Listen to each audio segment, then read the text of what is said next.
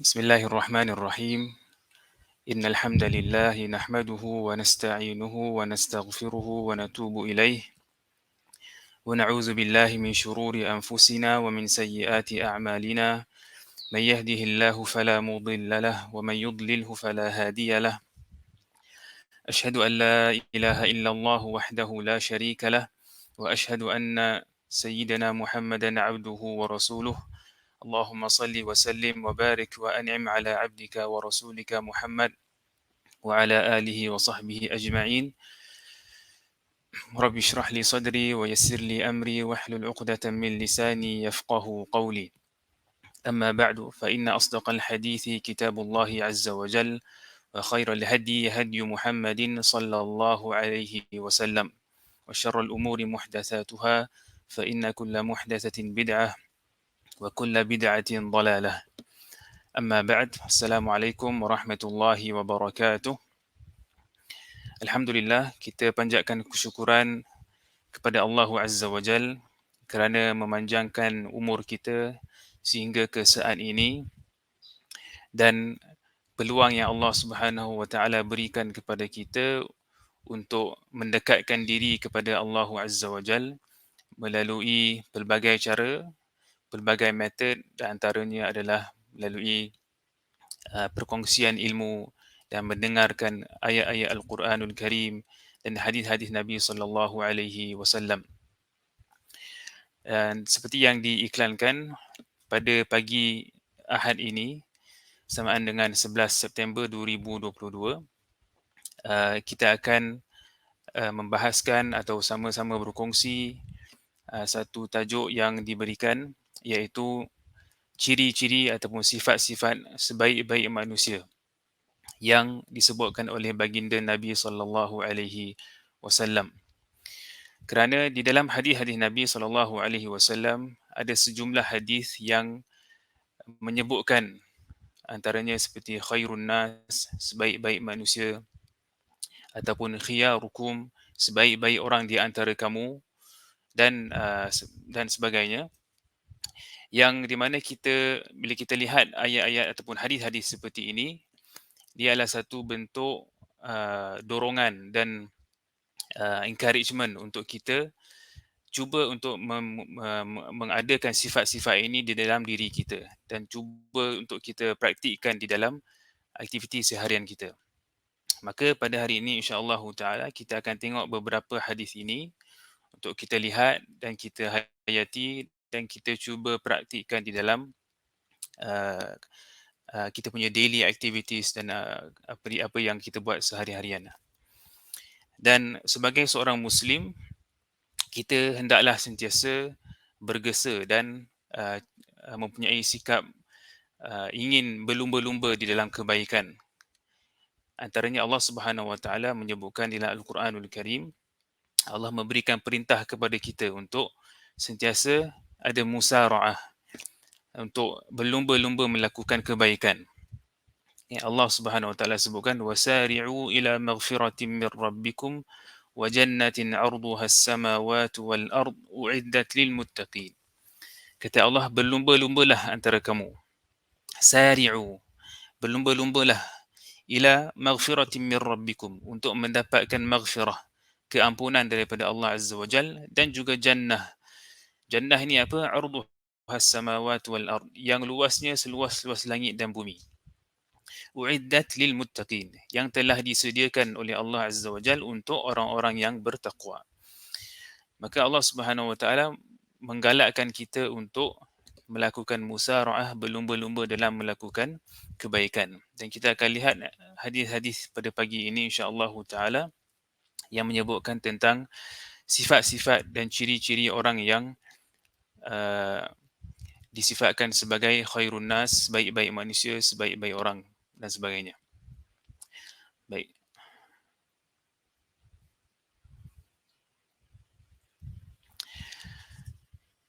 Hadis yang pertama termasuk di bawah poin yang pertama, iaitu sebaik-baik umat ialah umat Muhammad sallallahu alaihi wasallam. Sebaik-baik umat ialah umat Muhammad sallallahu alaihi wasallam. Allah Azza wa Jal menciptakan manusia ini di dalam bentuk umat. Kita ada umat-umat yang terdahulu seperti umat Nabi Nuh, umat Nabi Musa, umat Nabi Isa, umat Nabi Ibrahim alaihissalam dan sebagainya. Dan kita juga adalah umat kepada Nabi yang mulia Muhammad sallallahu alaihi wasallam. Dan jika dibandingkan di antara umat-umat ini, kitalah umat yang terbaik. Kitalah umat yang terbaik. Itu adalah satu title ataupun kelebihan yang Allah Subhanahu wa taala berikan kepada kita semua. Di dalam hadis Nabi sallallahu alaihi wasallam menyebutkan, "U'titu ma lam yu'ta ahadun minal anbiya." فقلنا يا رسول الله ما هو؟ قال نصرت بالرعب وأعطيت مفاتيح الأرض وسميت أحمد وجعل التراب لي طهورا وجعلت أمتي خير الأمم. Dalam hadis ini Nabi SAW sebutkan, aku diberikan beberapa perkara yang tidak pernah diberikan kepada nabi-nabi sebelum ini. Maka para sahabat pun bertanya, apakah perkara-perkara itu? Lalu Nabi SAW menjawab, yang pertama sekali, nusirtu birru'bi. Aku diberikan kemenangan ketika dalam peperangan dengan perasaan takut. Yani musuh-musuh Nabi SAW dicampakkan ke dalam hati-hati mereka rasa takut untuk berdepan dengan Nabi SAW. Itu adalah satu kelebihan yang Allah berikan kepada baginda. Kemudian wa'utitu mafatihal ard. Aku diberikan kunci-kunci bumi. Yakni kelebihan-kelebihan dan khazanah-khazanah yang ada di bumi ini diberikan kepada umat Nabi sallallahu alaihi wasallam atau diberikan kepada Nabi sallallahu alaihi wasallam. Wa summitu Ahmad, dan aku dinamakan dengan nama Ahmad, iaitu Ahmad adalah salah satu daripada nama Nabi sallallahu alaihi wasallam. Ahmad. Kemudian waju'ilat turabu li tahuran, dan telah dijadikan tanah itu sebagai alat bersuci bagiku. Yakni dalam keadaan bertayamum. Kita disyariatkan dalam syariat kita, apabila ketiadaan air ataupun tidak boleh menggunakan air, maka kita dibolehkan untuk bersuci menggunakan tanah.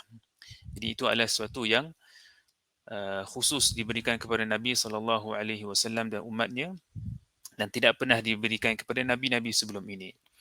Dan yang terakhir sekali Nabi kata, wa ju'ilat ummati khairal umam, dan umatku telah dijadikan sebagai sebaik-baik ummah. Maka inilah poin yang kita nak ambil daripada sini, bahawa Nabi SAW telah diberikan sesuatu yang tidak pernah diberikan kepada nabi-nabi sebelum ini, iaitu kelebihan dan keutamaan kepada ummah ini. Kelebihan dan keutamaan yang diberikan kepada ummah ini. Dan ini sesuai dengan firman Allah Subhanahu wa taala di dalam surah Ali Imran, di mana Allah sebutkan, kuntum khaira ummatin ukhrijat linnas ta'muruna bil ma'ruf wa tanhauna 'anil munkar wa tu'minuna billah. Allah sebutkan bahawa kuntum khaira ummah, kamu semua adalah sebaik-baik ummah. Kenapa kita adalah sebaik-baik ummah? Allah jelaskan di dalam ayat yang berikutnya, ta'muruna bil ma'ruf wa tanhauna 'anil munkar wa tu'minuna billah. Allah Subhanahu wa taala highlightkan 3 ciri utama yang menyebabkan kita menjadi khaira ummah. Yang pertama adalah sifat al-amru bil ma'ruf, mengajak kepada kebaikan. Dan yang kedua, an-nahyu 'anil munkar, mencegah daripada kemungkaran. Dan yang ketiga adalah wa tu'minuna billah, kita beriman dengan Allah Subhanahu wa taala. Maka 3 ciri ini kita boleh katakan adalah ciri utama yang menyebabkan ummah ini diangkat statusnya menjadi ummah yang terbaik jika dibandingkan dengan umat-umat yang terdahulu. Maka kita sebagai ummah Muhammad sallallahu alaihi wasallam, ini adalah kita punya tugas. Tugas kita adalah untuk al-amru bil ma'ruf wan nahyi 'anil munkar, dan beriman dengan Allah Subhanahu wa taala. Dan al-amru bil ma'ruf wan nahyi 'anil munkar ni adalah satu syiar Islam yang sangat penting untuk kita highlightkan pada zaman ini khususnya. Okey, kerana uh, ia adalah satu syiar yang semakin lemah dan juga semakin kurang dipraktikkan di dalam umat ini. Okay. Dan kepentingan al-amru bil ma'ruf wan nahyi 'anil munkar ni sangatlah besar, dan dalam sebuah hadis lain Nabi SAW memberi satu gambaran betapa pentingnya al-amru bil ma'ruf wan nahyi 'anil munkar ini untuk kesejahteraan suatu ummah ataupun suatu komuniti. Jika tidak ada amar ma'ruf dan nahi munkar, maka satu komuniti, satu ummah itu boleh jatuh dan boleh binasa sehingga hilang dan pupus di atas muka bumi ini. Nabi gambarkan dalam sebuah hadis, Nabi kata, bayangkan satu sekumpulan manusia menaiki kapal. Bayangkan sekumpulan manusia menaiki satu kapal di mana sebahagian mereka duduk di bahagian atas, sebahagian mereka duduk di bahagian bawah. Dan mereka yang berada di bawah ini, bila mereka nak minum, mereka perlukan air, mereka kena naik atas untuk dapatkan air. Okay, so bila selalu sangat kena naik atas, leceh lah. Rasa penat, rasa menyusahkan. Maka salah satu daripada orang yang berada di bahagian bawah kapal ni, mereka kata, apa kata kita cucuk je lubang kat kapal ni, dapat air terus. Tak payah nak naik atas. Kan? Maka apa akan jadi sekiranya perkara itu dilakukan? Dan orang yang berada di atas ni, diorang tahu dan diorang tak buat apa. Dan apa yang berlaku sekiranya idea ini dibuat dan dilakukan, dan tidak ada sesiapa di antara mereka yang melakukan nahi mungkar, itu mencegah orang ini daripada buat lubang kat kapal. Apa akan jadi? Sedia maklumlah, kapal itu akan karam dan semua akan mati lemas. Jadi itulah gambaran yang diberikan oleh Nabi SAW. Jika tidak adanya amar ma'ruf dan nahi mungkar, ya, maka umat ini boleh terbinasa. Kan, dalal, kesesatan akan berleluasa kerana tidak ada orang yang mencegah dan tidak ada orang yang menyatakan kebenaran, sampaikan kebenaran dan mencegah manusia daripada kesesatan. Maka kita kena hargai. Kita perlu hargai orang yang suruh kita amar ma'ruf dan orang yang memberi amaran kepada kita daripada melakukan kemungkaran. Kita pada hari ini, kita sangat sensitif dengan teguran. Kita menjadi terlalu sensitif dengan teguran. Kena tegur sikit, dah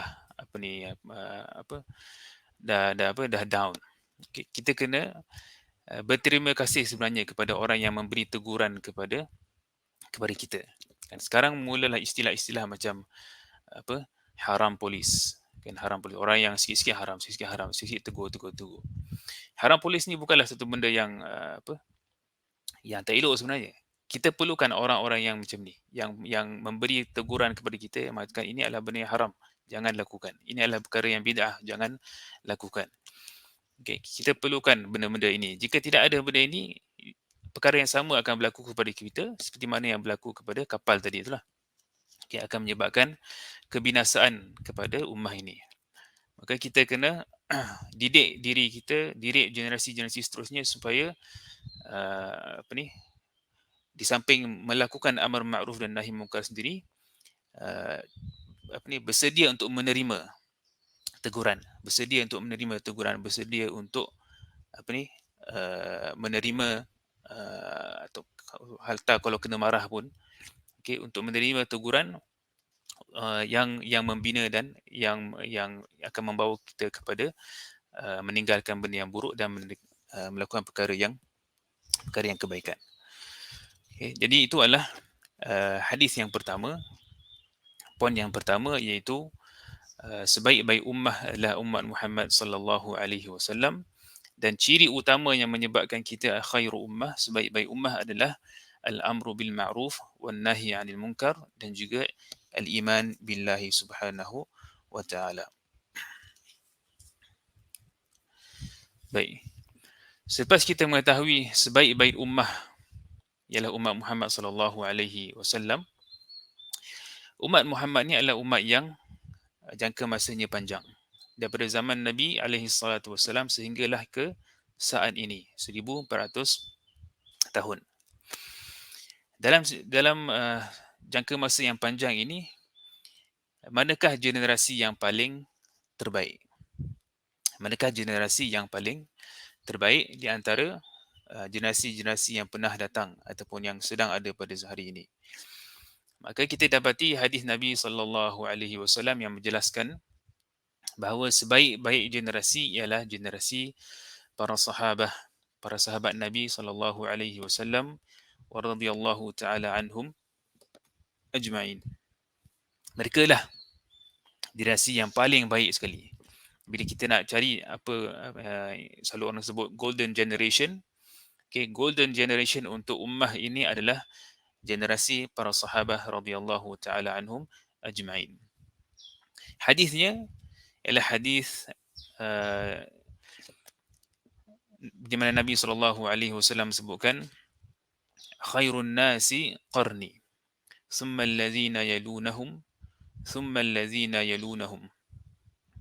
Nabi SAW sebutkan khairun nas, sebaik-baik manusia adalah manusia pada qarni, iaitu pada zaman Nabi SAW.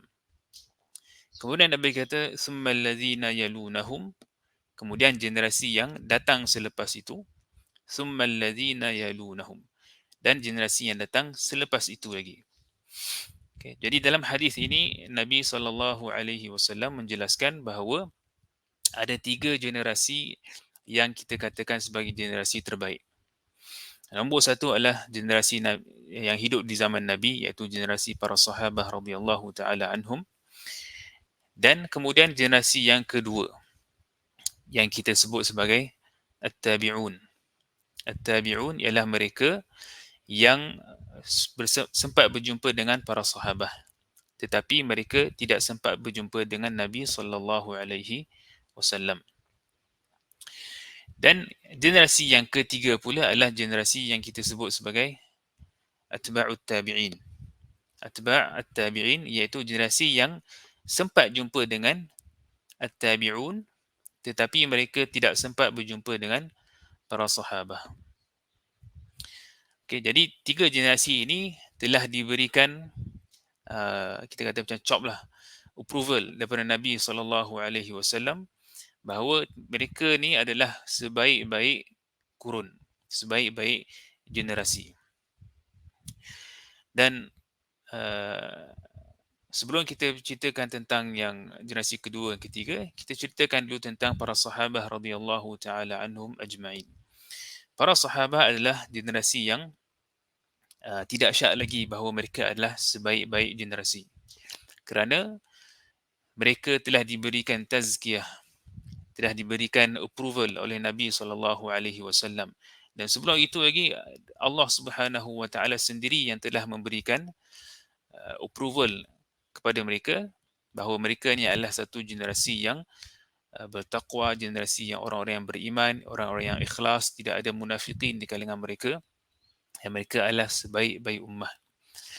Iaitu dalam firman Allah Subhanahu wa taala, was-sabiquna al-awwalun minal muhajirin wal ansar walladzina ittaba'uuhum bi ihsanin radhiyallahu anhum wa radu anhu.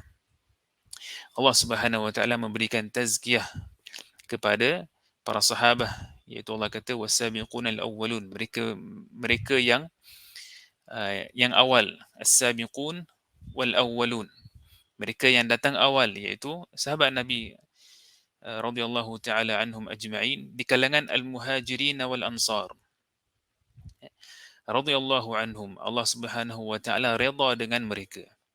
Jadi clear di sini Allah Subhanahu wa taala dah beri satu statement yang mengatakan bahawa mereka ni adalah generasi yang Allah Subhanahu wa taala redha dengan mereka. Mereka adalah satu generasi yang Allah redha dengan mereka. Okay. Maka tidak boleh dan tidak harus untuk seseorang itu mempunyai sangka buruk ataupun mempunyai ataupun mengeluarkan kata-kata buruk terhadap sahabat Nabi sallallahu alaihi wasallam. Mereka adalah orang-orang yang dipilih oleh Allah Subhanahu Wa Taala untuk bersahabat dengan Nabi sallallahu alaihi wasallam. Mereka adalah kaum yang telah dipilih.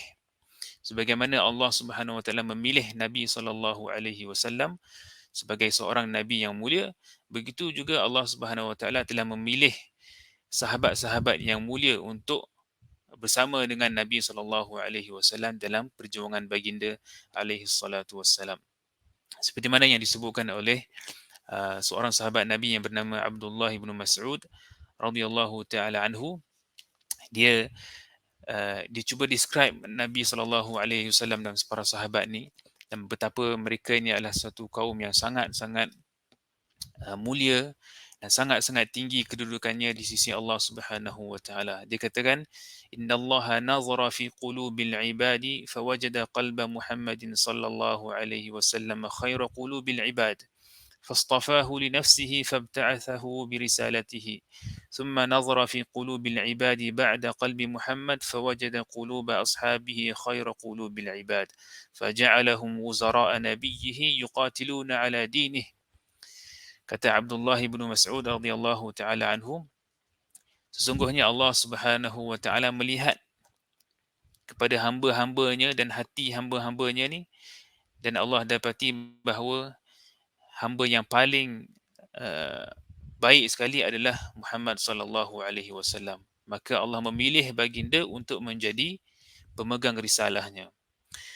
Kemudian Allah Subhanahu wa taala melihat di kalangan semua hamba-hambanya, siapakah hati yang paling baik sekali, siapakah yang mempunyai hati yang paling mulia, paling baik, dan Allah mendapati bahawa mereka yang mempunyai hati yang paling baik sekali, paling suci sekali adalah sahabat-sahabat Nabi sallallahu alaihi wasallam, dan Allah memilih mereka untuk menjadi orang-orang yang bersahabat, orang-orang yang membantu Nabi sallallahu alaihi wasallam di dalam menyebarkan agamanya. Maka para sahabat adalah orang-orang yang terpilih, yang dipilih oleh Allah Subhanahu wa taala untuk bersama dengan Nabi sallallahu alaihi wasallam menyebarkan Islam, menyampaikan Islam kepada seluruh dunia ini. Dan pentingnya para sahabat ini, jika kita lihat kepada dari sudut al-wasatah, yakni mereka inilah, para sahabat inilah yang menjadi perantara di antara kita dengan Nabi sallallahu alaihi wasallam. Dan para sahabat inilah yang menjadi connection antara kita dengan Nabi sallallahu alaihi wasallam. Hasil usaha sahabat inilah kita dapat Quran pada hari ini. Hasil usaha para sahabat inilah kita dapat mendengar hadis-hadis Nabi sallallahu alaihi wasallam. Hasil daripada usaha kerja kuat para sahabat inilah kita dapat tahu apa yang Nabi buat di rumah, apa yang Nabi buat di pasar, apa yang Nabi buat bila dia waktu malam, apa yang Nabi buat bila dia pergi tandas, apa yang Nabi buat ketika dia keluar berperang, apa yang Nabi buat ketika dia tidur, dan semua detail yang ada dalam hidup Nabi sallallahu alaihi wasallam hanya diketahui oleh kita melalui perantaraan sahabat radhiyallahu taala anhum ajmain. Maka sesiapa yang cuba merendah-rendahkan para sahabat ni, sebenarnya mereka cuba merosakkan agama. Sebenarnya mereka cuba merosakkan agama. Sebab kalau kita letakkan syak, keraguan kepada perantara, maka dia akan rosakkan dia punya sos. Dan bila musuh-musuh Islam ni, yang musuh dalam selimut lah kita kata, yang cuba senyap-senyap ni, mereka tak akan terus direct merosakkan sunnah, merosakkan Al-Quran. Mereka akan cuba merosakkan perantara antara kita dengan Al-Quran dan sunnah, iaitu para sahabat. Mereka cuba mengatakan bahawa sahabat ni adalah orang-orang yang tak terpercaya. Mereka ni melakukan banyak kesilapan. Mereka bergaduh selepas zaman Nabi sallallahu alaihi wasallam. Macam mana kita nak jadikan mereka sebagai perantara di antara kita dengan Al-Quran dan Sunnah? Jadi mereka bawakan syubhat-syubhat ini. Tujuannya adalah supaya kita, last sekali, kita akan syak sendiri kepada Al-Quran dan juga kesahihan Al-Quran ataupun Sunnah Nabi sallallahu alaihi wasallam.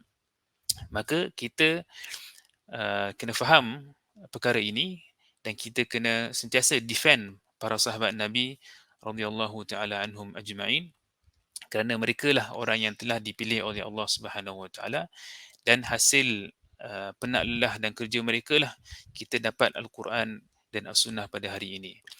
Abu Bakar radhiyallahu taala anhu, usaha dia untuk uh, menjaga ummah ni daripada perpecahan ketika uh, apa ni dia melawan dengan orang-orang yang murtad. Uthman radhiyallahu taala anhu, ketika dia menjaga Al-Quran daripada apa ni perbalahan yang berlaku.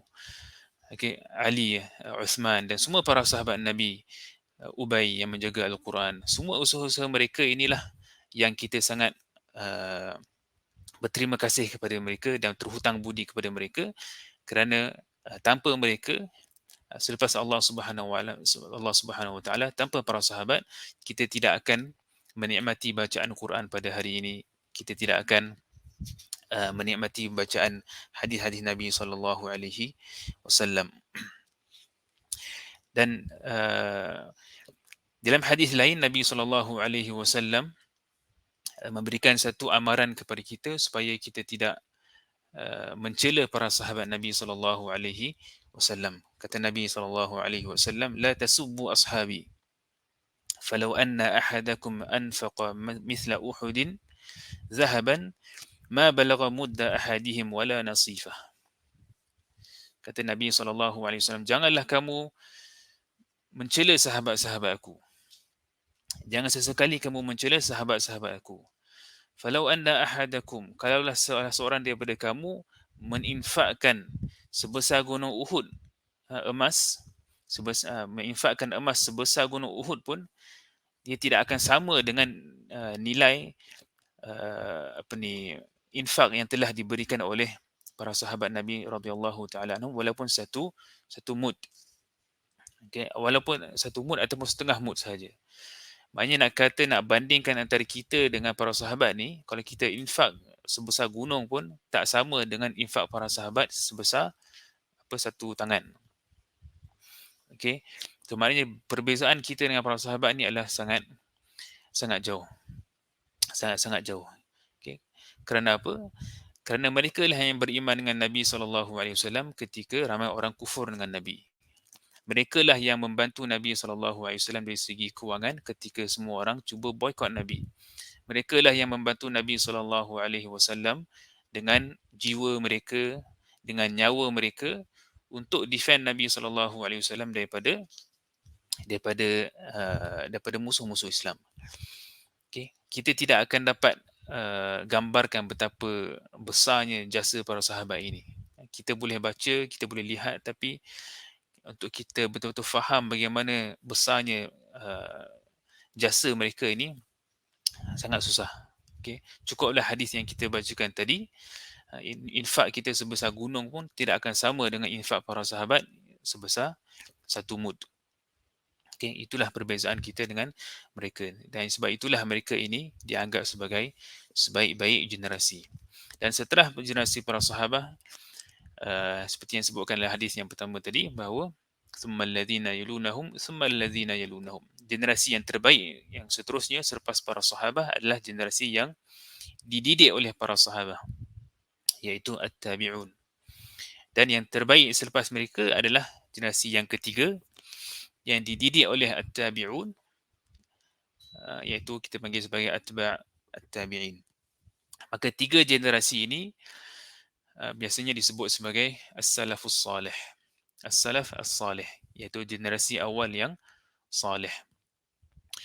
Dan hadis ini adalah hadis khairun nas qarni, sebaik-baik manusia adalah yang berada di dalam generasiku dan generasi yang selepasnya dan generasi yang seterusnya. Hadis ini adalah hadis yang sangat fundamental dan hadis yang sangat kita kata hadis yang asas di dalam aqidati ahli sunnati wal jamaah. Kerana hadis ini menunjukkan kepada kita bahawa kita sebagai orang-orang yang datang terkemudian ini, tugas kita adalah untuk kita ikuti jejak langkah mereka ini. Untuk kita ikuti jejak langkah as-salafus salih. Okay, mengikut manhaj dan juga agama yang dipraktikkan oleh generasi-generasi ini. Kerana generasi ini diberi approval oleh Nabi sallallahu alaihi wasallam dan juga oleh Allah Subhanahu wa taala. Maka kita pada hari ini dengan dunia yang kita hidup pada hari ini, kita melihat banyaknya versi-versi Islam yang berbeza. Dan kita lihat ada orang beragama seperti ini, ada yang orang beragama Islam seperti itu. Maka macam mana kita nak cari yang betul? Apa dia kita punya guideline? Kita nak mencari agama Islam yang paling pure sekali, yang paling paling paling bersih daripada kekotoran dan juga kesesatan. Caranya adalah untuk kita kembali semula kepada generasi as-salafus salih.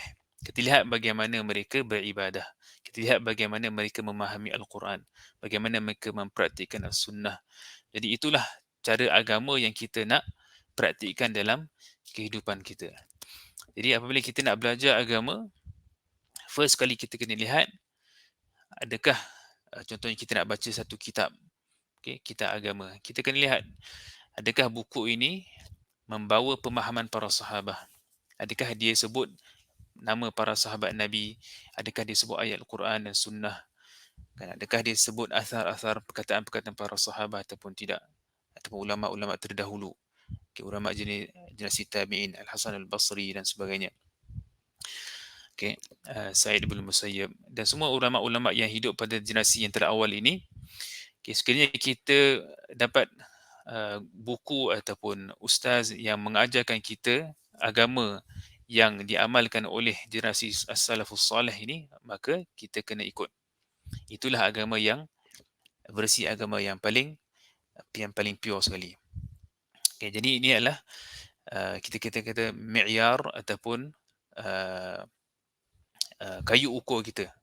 Kayu ukur kita untuk kita cari agama yang paling benar, agama yang paling pure adalah melalui manhaj as-salafu as-salih. Baik. Jadi kita dah tahu sebaik-baik ummah adalah ummah Muhammad, dan di dalam ummah Muhammad ini generasi yang terbaiknya adalah generasi para sahabat. Dan di kalangan para sahabat ini mana satu yang paling, siapakah yang paling utama? Siapakah yang paling baik? Sahabat Nabi yang paling baik adalah, atau paling tinggi kedudukannya adalah sahabat baik Nabi SAW, iaitu Abu Bakar As-Siddiq radhiyallahu taala anhu, khalifah yang pertama selepas kewafatan Nabi SAW. Maka di kalangan para sahabat yang ramai itu, para sahabat yang ataupun sahabat yang paling tinggi kedudukannya, dan ini disepakati oleh semua sahabat.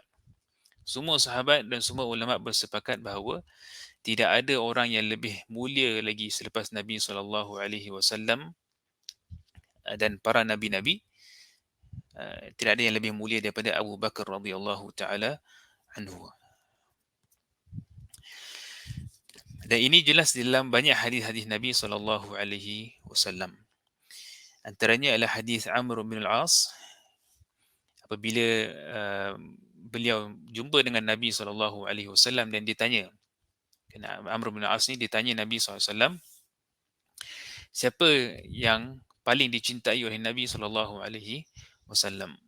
Sebab Nabi SAW cara dia deal dengan manusia adalah semua orang rasa special. Semua orang yang pernah deal dengan Nabi SAW, semua rasa special. Semua rasa yang dialah yang paling disukai dan dicintai oleh Nabi SAW. Maka Amr bin As jumpa dengan Nabi dengan penuh harapan. Dia dengan penuh harapan bahawa dia akan disebut oleh Nabi SAW. Maka dia tanya, siapa yang kau paling suka dan paling cintai wahai Rasulullah? Nabi pun jawab, Aisyah. Aisyah iaitu isteri Nabi SAW. So dia tanya lagi, kalau yang lelaki pula macam mana? Kalau yang lelaki macam mana? Maka Nabi SAW pun menjawab, Abuha, ayah kepada Aisyah, iaitu Abu Bakar As-Siddiq radhiyallahu taala anhu. Kemudian ditanya lagi, lepas tu, lepas Abu Bakar siapa pula? Dia kata, Nabi SAW menjawab, Umar bin Al-Khattab. Kemudian Nabi sebutlah nama-nama lagi, nama sahabat-sahabat yang lain. Maka di sini jelas bahawa Nabi SAW sangat mencintai Abu Bakar radhiyallahu taala anhu. Dan para sahabat pun mereka semua telah sepakat.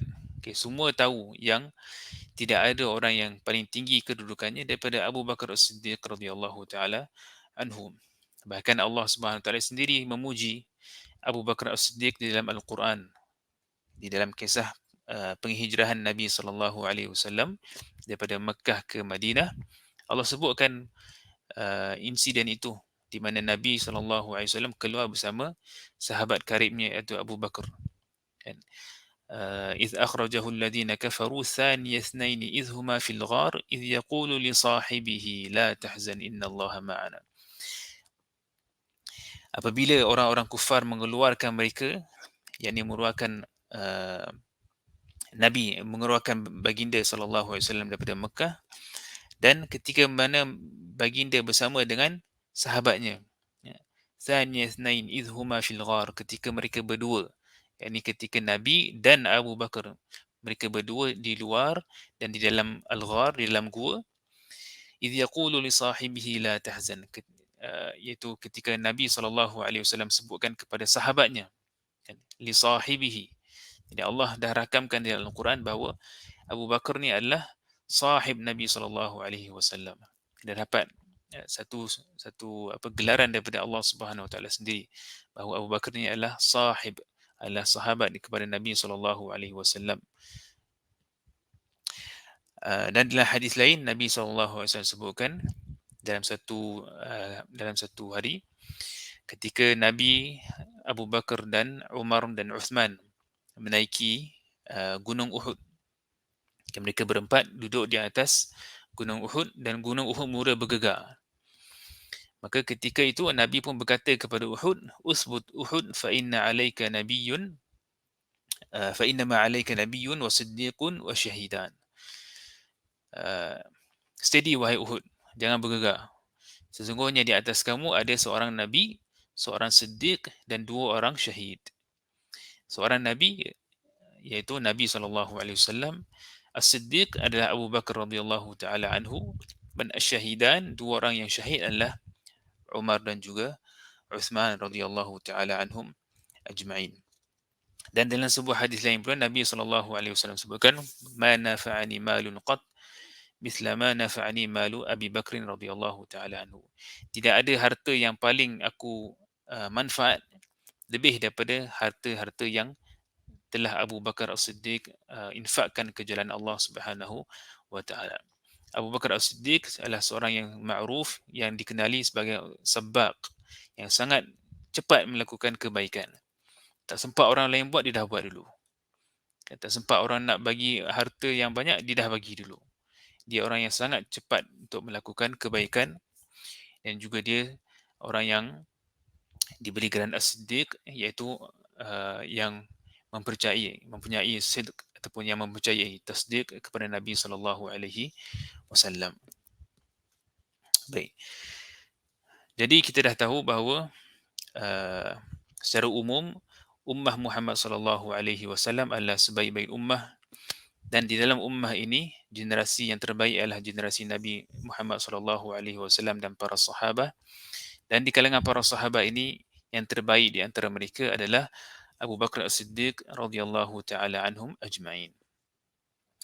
Baik, ini secara umum mengenai ummah Muhammad sallallahu alaihi wasallam. Dan seterusnya, hadis yang seterusnya kita lihat beberapa sifat yang Nabi sallallahu alaihi wasallam sebutkan sebagai sebaik-baik sifat ataupun sifat bagi orang yang sebaik-baik manusia. Hadis yang pertama ialah sebaik-baik manusia ialah yang berakhlak mulia. Sebaik-baik manusia adalah mereka yang berakhlak mulia. Agama Islam adalah agama yang sangat menitik beratkan al-akhlak. Hatta Nabi sallallahu alaihi wasallam merumuskan risalah yang dia bawa dengan mengatakan, innama bu'ithtu liutammima makarimal akhlaq. Aku hanya diutuskan untuk menyempurnakan akhlak-akhlak yang mulia. So rumusan ini adalah satu rumusan yang sangat besar sebenarnya nilainya, yang menunjukkan bahawa agama Islam ini adalah agama yang sangat-sangat menitikkan al-akhlak. Sangat-sangat menitikkan akhlak. Dan akhlak ini bukan sekadar akhlak sesama manusia. Akhlak ini lebih luas daripada itu. Akhlak bersama Allah Subhanahu Wa Taala, akhlak dengan para nabi, akhlak dengan ibu bapa, akhlak dengan guru, akhlak dengan sesama manusia, jiran, ahli keluarga dan sebagainya. Jadi risalah Nabi SAW adalah untuk menyempurnakan akhlak-akhlak mulia, menyempurnakan akhlak mulia. Dan oleh sebab itulah juga Nabi SAW disebutkan di dalam sebuah hadis, inna khiyarakum ahasinukum akhlaqa. Sesungguhnya yang terbaik di antara kamu adalah mereka yang paling baik akhlaknya. Orang yang paling terbaik di antara kamu adalah mereka yang paling baik akhlaknya. Maksudnya semakin baik seseorang itu punya akhlak, maka semakin tinggilah kedudukannya, semakin baiklah statusnya di sisi Allah Subhanahu Wa Taala. Dan sangat banyak hadis-hadis Nabi SAW yang menjelaskan keutamaan menjaga akhlak ini. Di antaranya adalah Nabi SAW disebutkan dalam sebuah hadis yang diriwayatkan oleh Abu Darda, kata, ma min syai'in athqalu fil mizani min husnil khuluq. Tidak ada sesuatu pun yang lebih berat lagi di dalam timbangan, neraca timbangan pahala ni daripada husnul khuluq, akhlak yang baik. Okay. Antara semua amalan yang ada, yang paling tinggi sekali timbangannya adalah akhlak yang mulia. Okay. So kita lihat di sini bahawa betapa pentingnya untuk kita ni sentiasa berakhlak mulia. Dan dia adalah satu amalan yang paling berat sekali yang boleh memberatkan kita punya timbangan di hari akhirat nanti. Dalam sebuah hadis lain pula, Nabi SAW sebutkan, akmalul mu'minina imanan ahsanuhum khuluqa wa khiyarukum linisaihim khuluqan. Manusia yang paling sempurna imannya adalah yang paling baik akhlaknya. Orang yang paling sempurna imannya adalah mereka yang paling baik paling mulia sekali akhlaknya. Banyak iman dan juga akhlak adalah diselari. Iman dan akhlak diselari. Iman naik, akhlak pun naik. Iman turun, akhlak pun turun. Okay, jadi orang yang akhlaknya mulia, insya-Allah kita sangka baik, kita mengharapkan bahawa iman dia juga adalah iman yang orang yang imannya tinggi. Dan orang yang akhlaknya mulia, akhlaknya tidak baik, orang yang suka cakap liar, bahasanya kasar, bila cakap dengan ibu bapa cakap dengan kasar, bila cakap dengan orang pun selalu bergaduh, okay, selalu mengumpat dan sebagainya. Maka ini adalah tanda-tanda yang menunjukkan bahawa iman dia berkurangan. Imannya sedang berkurangan. Okay, sebab Nabi sebutkan yang paling tinggi iman ni adalah yang paling tinggi akhlak. Maknanya kita boleh terbalikkan, yang paling rendah imannya adalah yang paling buruk akhlaknya. Dan hadis lain yang menunjukkan keutamaan akhlak yang mulia ni adalah hadis Aisyah radhiyallahu taala anha. Dikata bahawa Nabi SAW bersabda, innar rajul la yudriku bi husni khuluqihi darajat as-saimi al-qa'im. Kata Nabi SAW, seorang itu boleh mencapai darajat orang yang berpuasa dan orang yang solat banyak melalui akhlaknya. Maknanya dengan akhlak yang baik ini, kita boleh sampai level orang yang banyak berpuasa dan orang yang banyak solat. Okay, so kita tak boleh rendahkan kepentingan akhlak mulia ini. Dengan akhlak yang mulia sahaja, kita boleh setanding, kita boleh bertanding dengan orang yang banyak puasa, banyak solat. Okay. Orang yang banyak puasa dan orang yang banyak solat. Kita tahulah puasa ni betapa besar pahalanya. Kan puasa ni betapa besar pahalanya, sehingga kan Allah SWT sebutkan dalam hadis qudsi, illa shaim wa ana ajzi bih. Kan bila Allah sebutkan bahawa pahala-pahala ni Allah akan gandakan sebanyak 10 kali, 100 kali, 700 kali. Kecuali puasa. Puasa ni Allah akan gandakan mengikut kehendak Allah Subhanahu Wa Taala. Maknanya puasa ini besar betul dia punya pahalanya, besar betul kedudukannya, sampai Allah Subhanahu Wa Taala rahsiakanlah dia punya gandaan dia. Boleh jadi gandaannya sangat-sangat tinggi. Yang menunjukkan bahawa puasa ini satu yang besar. Dan kita boleh tandingi orang yang berpuasa ini dengan sentiasa berakhlak mulia. Dalam hadis lain pula, Nabi SAW nak tunjukkan satu betapa besarnya kedudukan husnul khuluq ataupun akhlak yang mulia ini. Sebuah hadis yang diriwayatkan oleh Abu Umamah bahawa Nabi SAW bersabda, "Ana za'imun bi baitin fi rabdil jannati liman taraka al-mira'a wa in kana muhiqqan. Wa bi baitin fi wasatil jannati liman taraka al-kadhiba wa in kana mazihan. Wa bi baitin fi a'lal jannati liman hasuna khuluquhu." Kata Nabi SAW, aku boleh garanti satu rumah di level bawah jannah bagi orang yang meninggalkan al-mira, walaupun dia memegang kebenaran. Al-mira ni maksudnya macam bergaduh, bertengkar, debate yang tidak bermanfaat, walaupun dia bersama dengan kebenaran. Okay, Nabi kata, aku janji satu rumah yang di rabadul jannah, maksudnya di level bawah jannah, bagi orang yang meninggalkan al-mira, pergaduhan, pertengkaran yang sia-sia lah, walaupun dia betul. Okay, setengah orang dia betul tapi dia suka bergaduh, dia suka bertengkar, dia suka tunjuk dia suka tunjuk yang dia betul. Okay, siapa yang boleh meninggalkan perkara ini, Nabi SAW janjikan rumah di bahagian bawah syurga. Kemudian Nabi kata, wa bi baitin fi wasatil jannati liman taraka al-kadhiba wa in kana mazihan. Nabi janjikan, Nabi boleh garanti satu rumah di bahagian tengah syurga bagi orang yang meninggalkan meninggalkan penipuan walaupun dalam keadaan bergurau. Okey, so siapa yang tidak menipu dalam gurauannya, Nabi garanti satu rumah di bahagian tengah al-jannah. Okey, so ni up sikitlah daripada rumah di bawah jannah, kemudian up sikit di bahagian tengah jannah bagi orang yang tidak menipu ketika bergurau. Okay, sebab ramai orang bila dia nak bergurau, dia selalu tipu. Kan dia kata, aku ada 1 juta dalam kereta. Dia nak bergurau lah, nak seronok saja nak main-main. Okay, itu bergurau lah. Semua orang tahu itu bergurau. Mana ada orang letak 1 juta dalam kereta. Tapi itu adalah menipu. So menipu di dalam bergurau ni adalah satu yang dilarang. Okay, hatta dalam keadaan bergurau pun kita tidak boleh menipu.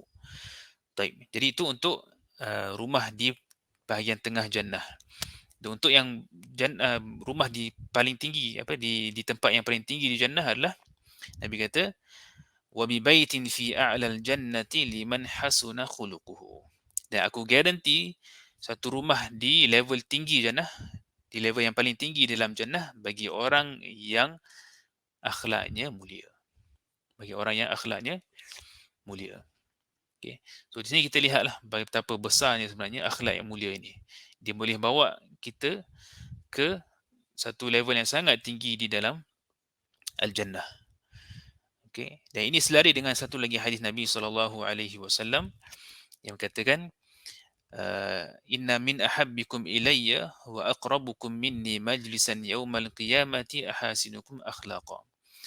Orang yang paling aku cintai, antara orang yang paling aku cintai dan yang paling dekat sekali duduk dengan aku pada hari kiamat ataupun pada hari kiamat nanti adalah orang yang berakhlak mulia. Okey.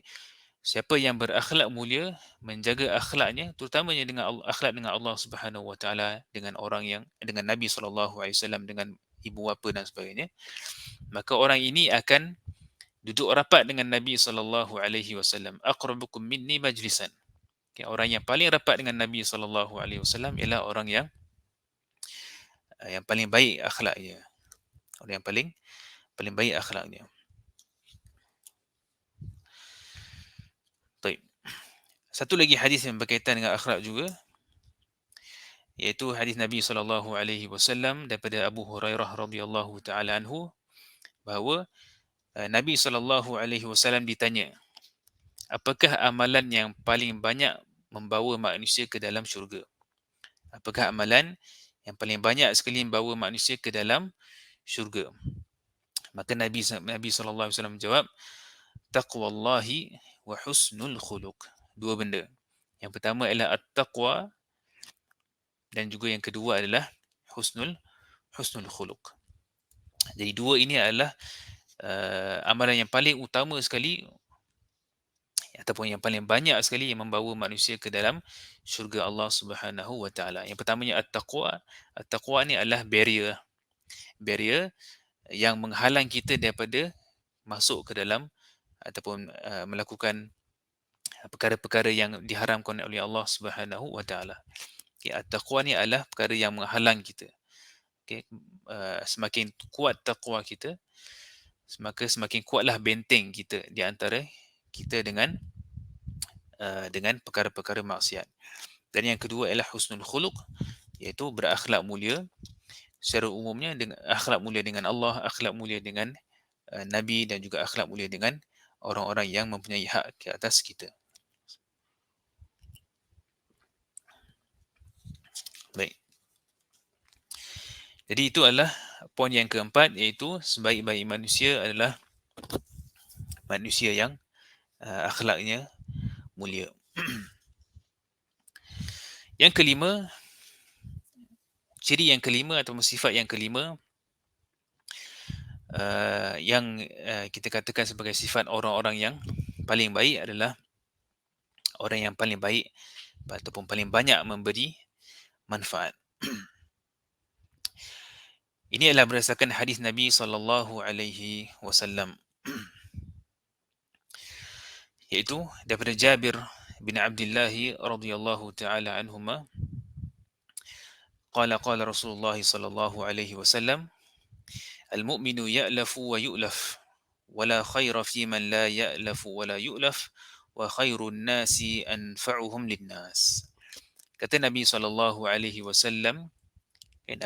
Nabi describe sifat orang yang beriman ni. Nabi kata al-mu'min ya'laf wa yu'laf. Orang yang mukmin ni orang yang ya'laf, dia mudah didekati, ataupun dia sendiri friendly, dia friendly. Al-ulfah ni adalah maksudnya senang bergaul dengan orang. Wa yu'laf, dan juga dia senang didekati. Dia senang mendekati orang dan juga orang pun senang dengan dia. Okay, al-mu'min ya'lafu wa yu'laf. Okay, dia senang nak mendekati orang dan juga orang pun suka mendekati dengan dia. Wala khaira fi man la ya'lafu wa la yu'laf. Dan tidak ada kebaikan bagi orang yang susah mendekati orang dan juga susah didekati. Okay.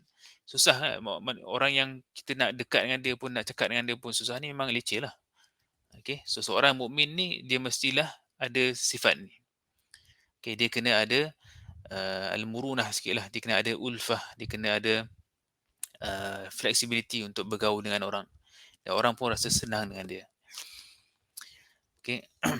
Kemudian Nabi kata di hujung hadis ini, wa khairun nasi anfa'uhum linnas. Dan sebaik-baik manusia adalah orang yang paling banyak memberi manfaat. Orang yang paling banyak memberi manfaat, yakni memberi manfaat kepada orang lain. Jadi di sini kita lihat bahawa Islam sangat menitik beratkan manfaat, memberi kebaikan, memberi bantuan kepada orang orang lain. Okey. Al-Islam adalah agama yang bukan individualistik, tapi kita adalah ummah. Kita adalah satu ummah dan kita kena tahu bagaimana hidup di dalam satu ummah, satu community. Dan hidup berkomuniti ini kita tidak dapat elak daripada saling bergantung antara satu sama lain. Dan kita sentiasa bergantung antara satu sama lain. Sekaya mana kita pun, banyak duit macam mana kita pun, kita masih lagi memerlukan orang lain untuk membantu kita. Orang yang kaya-kaya pun, dia perlukan pembantu rumah untuk kemas rumah dia. Dia perlukan penjual nasi lemak untuk dia menikmati nasi lemak. Dia perlukan orang yang buka kedai untuk dia beli barang-barang keperluan dia. Jadi kita sentiasa memerlukan antara satu sama lain. Dan bila kita bergaul antara satu sama lain dan kita memberi manfaat kepada orang lain, itu adalah satu ciri yang kita kata ciri orang-orang yang sebaik-baik manusia. Okey. Bahkan para ulama kita apabila mereka membahaskan dua jenis amalan. Amalan yang pertama adalah amalan yang dipanggil an-naf'ul qasir. Amalan yang kebaikannya untuk diri kita sahaja. Dan amalan yang kedua pula amalan yang kebaikannya untuk orang lain. Untuk orang lain. Maksudnya kita memberi manfaat kepada orang lain. Mana satu lagi elok? Contohnya antara membaca Al-Quran. Ulama kita sebutkanlah. Antara kita membaca Quran dan juga kita contohnya membantu orang dalam kesusahan.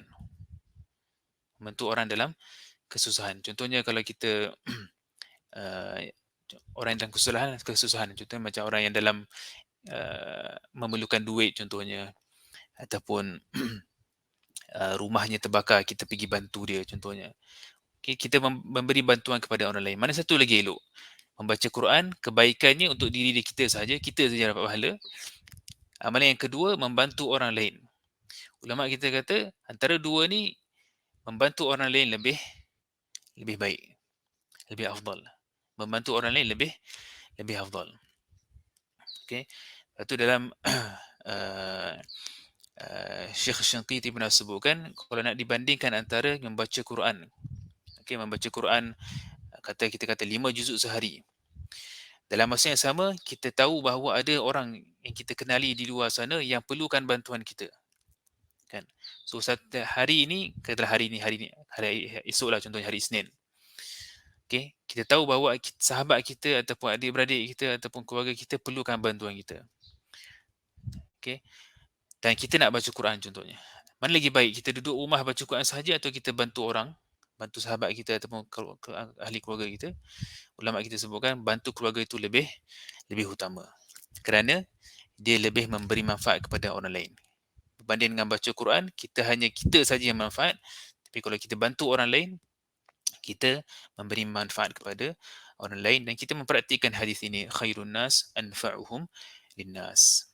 Sebaik-baik manusia adalah mereka yang memberi manfaat kepada orang lain. Suatu Nabi sebutkan juga dalam sebuah hadis yang lain,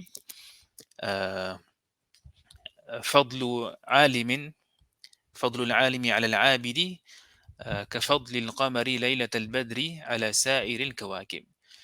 Keutamaan orang yang alim, orang yang berilmu dan menyampaikan ilmunya berbanding dengan orang yang abid, yang beribadat, banyak beribadat, adalah seperti keutamaan bulan ketika bulan purnama berbanding dengan bintang-bintang ataupun planet-planet lain. Bila waktu malam ketika bulan penuh, kan kita akan nampaklah betapa cantiknya bulan ini dan planet-planet lain ataupun bintang-bintang lain dah tak apa nak cantik lah. Okay, begitu jugalah perumpamaannya antara seorang alim, orang yang menyampaikan ilmu berbanding dengan orang yang abid, orang yang hanya beribadat. Kerana orang yang beribadat ni dia hanya manfaatnya untuk dirinya sahaja. Tapi orang yang alim, dia boleh belajar dan dia menyampaikan ilmu dan manfaatnya akan tersebar kepada ramai orang. Dan itu adalah lebih utama lagi daripada orang yang hanya beribadah untuk dirinya sahaja. Bukan nak mengatakan bahawa ibadah ni tak elok. Dia elok juga. Tapi bila kita nak compare, dua-duanya adalah bagus.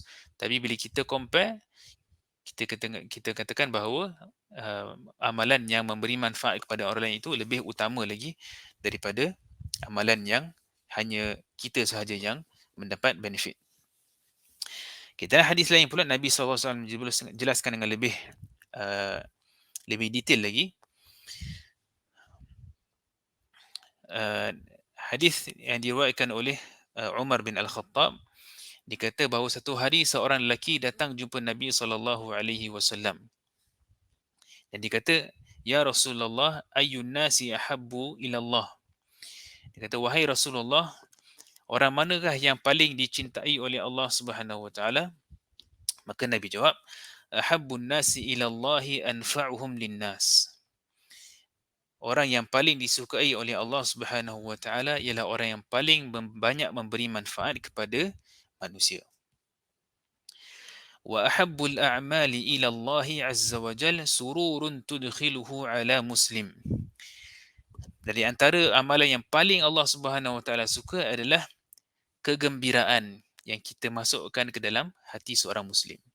Bila kita gembirakan seorang muslim, Allah sangat-sangat suka. Bila kita berjaya memberi kegembiraan, keseronokan ke dalam hati orang lain, maka itulah satu benda yang sangat Allah Subhanahu wa taala cintakan. Dan benda ni kita boleh buat dengan macam-macam cara. Kan, dengan melalui hatta sekecil-kecil perkara pun, tanya khabar kan. Kita tanya khabar je pun kita boleh membuatkan orang itu rasa gembira, rasa dihargai. Itu pun adalah satu benda yang sangat-sangat disukai oleh Allah Subhanahu wa taala. Kemudian Nabi kata, takshifu anhu kurbatan atau taqdi anhu dainan. Nabi berikan beberapa contoh. Takshifu anhu kurbatan, kita membantu kesusahan yang dia sedang lalui. Kita bantu seorang muslim yang dalam kesusahan. Atau taqdi anhu dainan, ataupun kita membantu bayar hutang yang dia tak dapat bayar. Atau tatrudu anhu ju'an, atau kita menghilangkan kelaparan. Kita ada seorang muslim yang dalam keadaan lapar, kita beri dia makanan dan hilangkan kelaparan dia. Kemudian Nabi kata, wal an amshi ma'a akhin fi hajatin ahabbu ilayya min an a'takifa fi hadzal masjid, yani Masjid al-Madinah syahran. Kata Nabi SAW, kalau aku jalan dengan sahabat aku, dengan kawan aku, untuk bantu hajat dia, untuk aku keluar dan membantu sahabatku selesaikan hajat dia, selesaikan keperluan dia, lebih baik lagi, lebih aku sukai lagi daripada aku beriktikaf di dalam masjid ini, iaitu Masjid An-Nabawi. Okay. So lihat bagaimana Nabi SAW compare antara iktikaf di dalam Masjid Nabawi ni. Okay. Iktikaf di dalam Masjid Nabawi. Kita tahu solat di dalam Masjid Nabawi ni gandaan dia banyak. Gandaan dia digandakan kepada 1000. Kan? Tapi dibandingkan itu dengan membantu sahabat lain yang dalam kesusahan, Nabi SAW lebih suka lagi kita bantu sahabat kita yang dalam kesusahan ini daripada kita beriktikaf. Kerana kembali kepada kaedah tadi, amalan yang faedah ataupun manfaatnya dirasai oleh orang lain lebih baik lagi daripada amalan yang manfaatnya khusus untuk diri kita sahaja.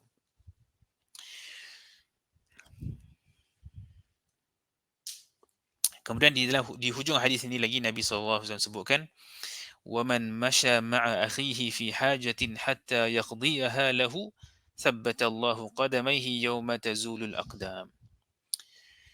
Sesiapa yang membantu sahabatnya, membantu kawan dia menyelesaikan satu urusan, menyelesaikan satu hajat, sehinggalah dia settle. Sampailah dia settle urusan dia tu, apa ganjarannya? Sabbatallahu qadamaihi yawma tazulul aqdam. Allah Subhanahu wa taala akan menetapkan hatinya, menetapkan kakinya pada hari di mana kaki akan terjatuhlah, yakni pada hari kiamat nanti. Maksudnya Allah Subhanahu wa taala akan memberi tathbit, memberikan kekuatan dan firmness ke atas orang yang membantu sahabatnya menyelesaikan suatu urusan sehinggalah diselesai urusan tersebut. Okey. Jadi hadis-hadis ini menunjukkan bahawa keutamaan kita membantu orang ataupun melakukan ibadat-ibadat yang manfaatnya lebih luas. Manfaatnya lebih luas. Jadi kita boleh ambil kaedah ini dan apply dalam kehidupan seharian kita. Bila kita terpaksa contohnya terpaksa let go satu amalan, uh, pahalanya untuk kita saja, satu lagi amalan pahalanya lebih luas. Maka kita kena pilih, kita kena bijak juga dalam memilih ibadat mana yang kita nak buat. Okay, utamakan ibadat yang memberikan manfaat. Okay, contohnya macam membantu orang, menyampaikan ilmu, membayar hutang.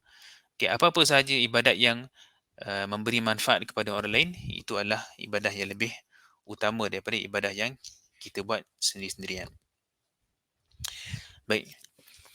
Hadis yang seterusnya, poin yang ke-6, ialah sebaik-baik manusia ialah mereka yang belajar dan mengajar Al-Quran.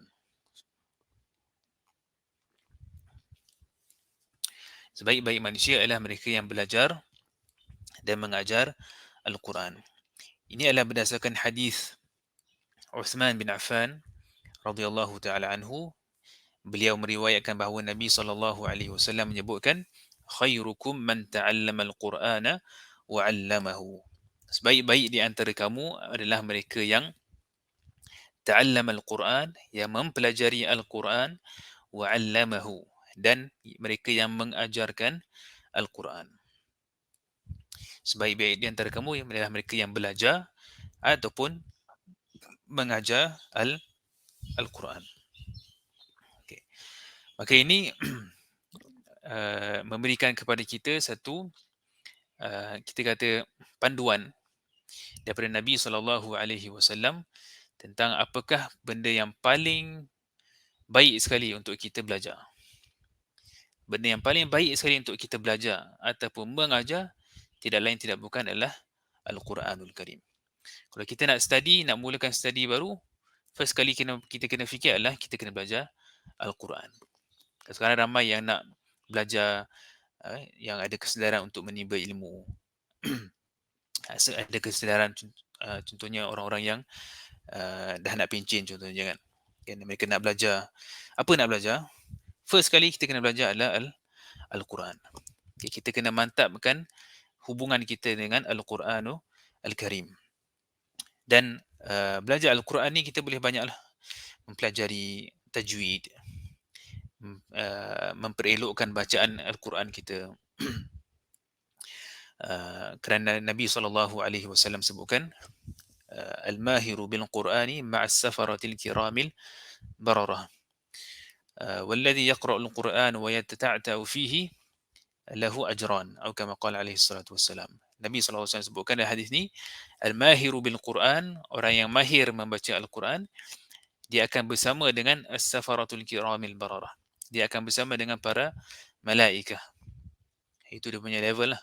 Orang yang mahir membaca Al-Quran, dia akan bersama dengan sama level dengan para malaikah. Dan alladhi yaqra'ul Quran wa yatata'ta'u fihi, orang yang membaca Al-Quran tapi dia struggle. Dia baca Quran tapi dia struggle. Kan nak baca, nak sebut ain tak keluar-keluar ain, nak sebut ghain tak keluar-keluar ghain, nak sebut qaf tak keluar-keluar. Lidah dah keras, tekak pun dah makin kecil. Okay, orang yang struggle nak baca Al-Quran, Nabi kata lahu ajran, dia akan ada dua pahala. Dia akan dua pahala. Pahala membaca satu, walaupun ada kesilapan tidak ada masalah, dan pahala yang kedua adalah pahala usaha. Pahala membaca dan juga pahala usaha. Okey, jadi jangan sia-siakan masa untuk membaca Al-Quran dan jangan sekali-kali kita putus asa, sebab kita tak pernah rugilah. Tak pernah rugi mempelajari dan membaca Al-Quran. Kalau dah dapat master baca Al-Quran, kita boleh bersama dengan para malaikah. Tapi kalau kita struggle pun, kita tetap mendapat ganjaran yang sangat besar. Okay, dan hadis lain pun Nabi sebutkan bahawa setiap huruf yang kita baca daripada Al-Quran ini akan mendapat ganjaran 10 pahala. Okay, alif lam mim 3 huruf 30 pahala. Dan di samping kita mempelajari bacaan Al-Quran, kita juga harus harus belajar memahami Al-Quran. Memahami Al-Quran. Sebab Al-Quran ini bukan diturunkan untuk dibaca sahaja. Okay? Bukan diturunkan untuk dibaca sahaja. Okay? Itu bukan ultimate goal untuk kita dengan Al-Quran ni. Ultimate goal dengan Quran ni adalah untuk kita memahami sebanyak yang kita boleh daripada ayat-ayat Al-Quran. Maka kita perlu belajar. Okay? Belajar tafsir, baca buku-buku tafsir, hadiri kelas-kelas tafsir, okay, rujuk ulama-ulama tafsir. Dan yang ketiganya adalah at-tadabbur. At-tadabbur. Okay. At-tadabbur juga adalah satu kewajipan ke atas setiap Muslim. Kerana Allah Subhanahu Wa Taala mencela orang-orang yang tidak mentadabbur Al-Quran. Afala yatadabbaruna Al-Quran am ala qulubin aqfaluha? Adakah mereka tidak mentadabbur Al-Quran atau hati mereka ni ada kunci sampai mereka tak boleh nak tadabbur? Tadabbur ni maksudnya, tadabbur bermaksud kita menghayati dan mempraktikkan Al-Quran itu dalam dalam amalan harian kita. Itu maksud at-tadabbur. Tadabbur ni dia kena dimulai dengan at-tafsir. Kita kena faham dulu makna-makna Al-Quran ini. Kita kena faham apa yang nak Allah Subhanahu Taala sampaikan kepada kita. Barulah selepas itu kita boleh tadabbur. Okay, jadi stepnya kita kena faham. Okay, kita kena belajar dulu apa makna ayat-ayat ini. Okay, kita baca qul huwallahu ahad. Apa maksud qul huwallahu ahad? Fahami maksud dia terlebih dahulu, dan selepas memahami maksudnya barulah kita tadabbur. Kita tadabbur. Kita tengok dalam hayat kita, adakah kita menghayati ayat qul huwallahu ahad? Katakanlah Allah itu Maha Esa. Adakah kita mengesakan Allah Subhanahu Wa Taala dalam harian kita? Bila kita bangun, adakah kita first kali kita ingat Allah Subhanahu Wa Taala? Bila kita nak tidur, adakah last kali kita sebut adalah nama Allah Subhanahu Wa Taala? Bila kita nak bekerja, keluar masuk semua, adakah kita mulakan dengan nama Allah? Kalau ada semua itu, maknanya kita dah mentadabbur Al-Quran. Okay, jadi khairukum man ta'allama al-Qur'ana wa 'allamahu. Sebaik-baik di antara kamu adalah mereka yang belajar Al-Quran dan juga mengajar Al-Quran Al-Karim.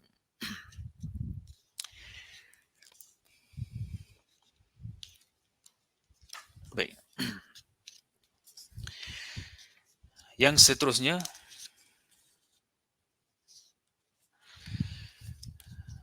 yang ketujuh adalah sebaik-baik manusia ialah orang yang paling baik pada ahli keluarganya. Sebaik-baik manusia ialah yang paling baik pada ahli keluarganya. Dan ini berdasarkan hadis Nabi SAW daripada Aisyah radhiyallahu taala anha. Dia berkata bahawa Nabi SAW menyebutkan, khairukum li ahlihi wa ana khairukum li ahli. Khairukum li ahlihi wa ana khairukum li ahli. Sebaik-baik di antara kamu adalah mereka yang paling baik dengan ahli keluarganya. Wa ana khairukum li ahli. Dan akulah yang paling terbaik sekali pada ahli keluargaku. Baik, di sini juga Nabi SAW memberi satu sifat bagi orang yang terbaik, iaitu orang yang paling baik dalam muamalahnya dengan ahli keluarga. Dan al-ahl di sini, keluarga di sini, tidak terhad hanya kepada isteri ataupun suami sahaja, tapi dia merangkumi seluruh ahli keluarga kita, termasuklah ibu bapa, adik-beradik, anak-anak, suami isteri dan ahli keluarga yang lain. Okay, jadi Nabi SAW sebutkan di sini bahawa orang yang baik di antara kita adalah orang yang mempunyai akhlak yang baik dan muamalah yang baik dengan ahli keluarganya. Okay, kerana ahli keluarga ni, kita tahulah bila kita bermuamalah dengan orang luar, dengan ahli keluarga ni biasanya ada perbezaan. Kan, the way kita treat anak-anak dan isteri ni kan berbeza dengan cara kita treat ataupun cara kita bermuamalah dengan orang-orang di luar. Kerana orang-orang di luar tu mungkin cara kita muamalah lebih profesional, lebih apa ni, lebih baik. Okey. Tapi dengan ahli keluarga ni, mereka lah yang akan tahu kita punya true colours. Kan, kita punya akhlak yang sebenar kita, yang hanya tahu adalah orang yang rapat dengan kita lah ahli keluarga. Maka Nabi SAW memberikan panduan kepada kita bahawa kalau kita nak jadi orang yang terbaik, maka kita haruslah jadi terbaik kepada ahli keluarga juga. Okey. Dan yang paling utama sekali adalah untuk kita melaksanakan kewajipan-kewajipan lah. Okay. Segala kewajipan-kewajipan kita terhadap isteri, terhadap suami, terhadap ibu bapa, terhadap anak-anak. Maka itu yang paling utama sekali, yang nombor satu sekali yang kita kena ambil berat. Bagi seorang suami, dia kena berikan nafkah kepada isteri dan juga anak-anak. Seorang anak perlu berikan bir, perlu melakukan bir ataupun kebajikan kepada ibu bapanya. Seorang ayah perlu juga melakukan kewajipan-kewajipannya terhadap anak-anak, seperti mencari isteri ataupun ibu yang baik kepada anak, mendapatkan rezeki yang halal untuk anak-anak, mendapatkan ataupun memberikan nama yang baik kepada anak-anak, okay, dan memberikan tarbiyah yang terbaik kepada anak-anak. Okay, semua itu adalah benda-benda yang wajib. Okay. Sebelum kita lihat benda-benda yang sunnah yang lain, kita kena lihat dulu benda-benda yang wajib. Adakah kita dah laksanakan perkara-perkara wajib ini ataupun tidak. Okay, jadi apabila kita bermuamalah dengan ahli keluarga,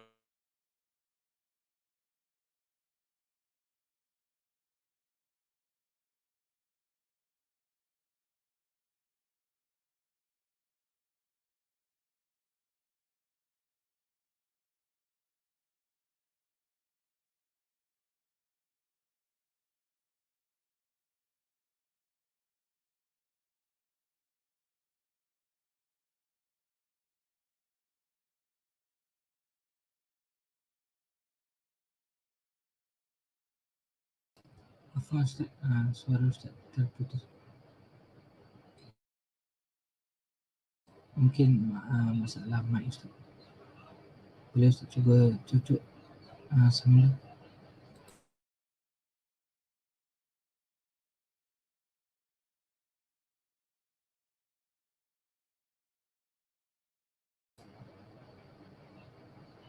Ustaz cuba unmute suara Ustaz.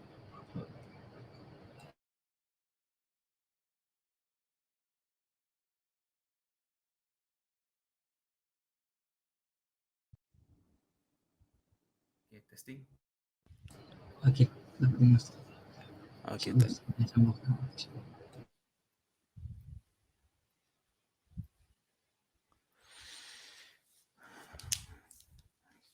okay, baik.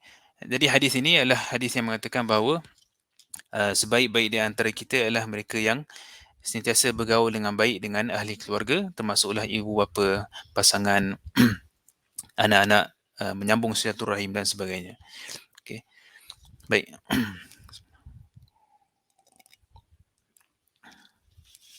Hadis yang seterusnya yang ke-8. Okay, kita ada lagi 2 lagi insya-Allah. Hadis yang ke-8 adalah sebaik-baik manusia ialah yang diharapkan kebaikan daripadanya dan rasa terselamat dari keburukannya. Baik. Hadis ini ialah hadis Abu Hurairah radhiyallahu taala anhu, bahawa Abu Hurairah meriwayatkan bahawa waqafa ala anna Nabiy sallallahu alaihi wasallam waqafa ala nasin julusun faqal, satu hari Nabi sallallahu alaihi wasallam datang berjumpa dengan sekumpulan manusia yang sedang duduk. Okey. Kemudian Nabi kata, ala ukhbirukum bi khairikum min syarrikum. Nak tak aku bagi tahu orang yang baik daripada orang yang tak baik? Maksudnya nak tak aku bagi tahu orang yang baik dan juga orang yang buruk? Apa ciri orang yang baik, apa ciri orang yang buruk? Fasakatal qaumu fa'adaha 3 marrat. Orang yang duduk tu semua diam je. Tak ada siapa reply. Sampai Nabi tanya 3 kali. Faqala rajulun minal qaum bala ya Rasulullah. Sampailah tiba-tiba seorang bangun, dia kata, "Ya Rasulullah, ceritakan kepada kami siapa orang yang baik dan siapa orang yang buruk." Maka Nabi kata, "Khairukum man yurja khairuhu wa yu'manu syarruhu. Wa syarrukum man la yurja khairuhu wa la yu'man syarruhu." Kata Nabi SAW, orang yang baik di antara kamu adalah mereka yang diharapkan kebaikan daripadanya, dan orang ramai rasa selamat daripada keburukannya. Wa syarrukum, dan orang yang paling buruk sekali di antara kamu ialah man la yurja khairuhu, orang yang kita tak harapkan apa-apa kebaikan pun daripada dia, wala yu'manu syarruhu, dan tidak rasa selamat daripada keburukannya.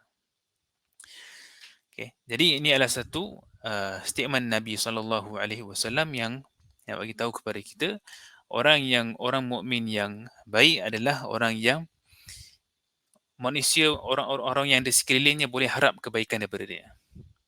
Maknanya orang yang mukmin yang baik ini adalah bila dia bersama dengan orang lain, kita boleh mengharapkan kebaikan daripada dia. Maknanya contohnya dia ringan tulang, contohnya dia bila kita nak cakap dengan dia pun, dia akan, bila kita minta bantuan daripada dia, dia akan bantu.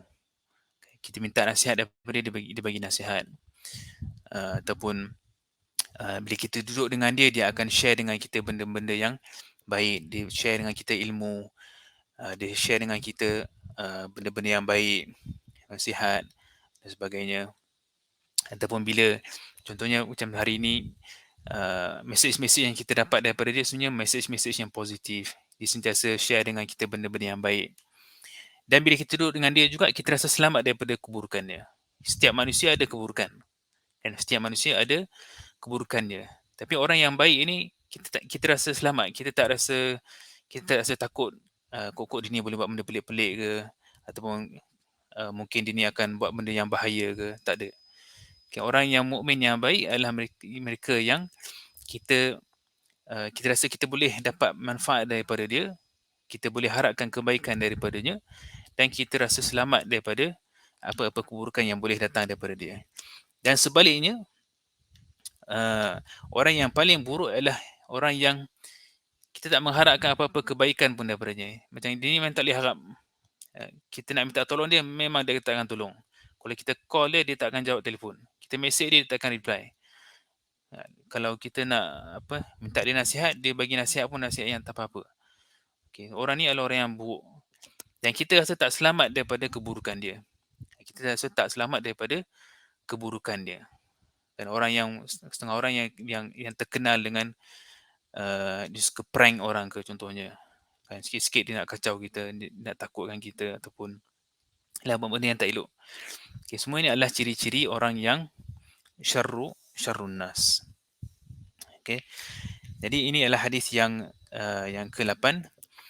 Kita boleh kaitkan juga dengan satu hadis lain, di mana Nabi SAW, satu hadis yang sangat menarik juga,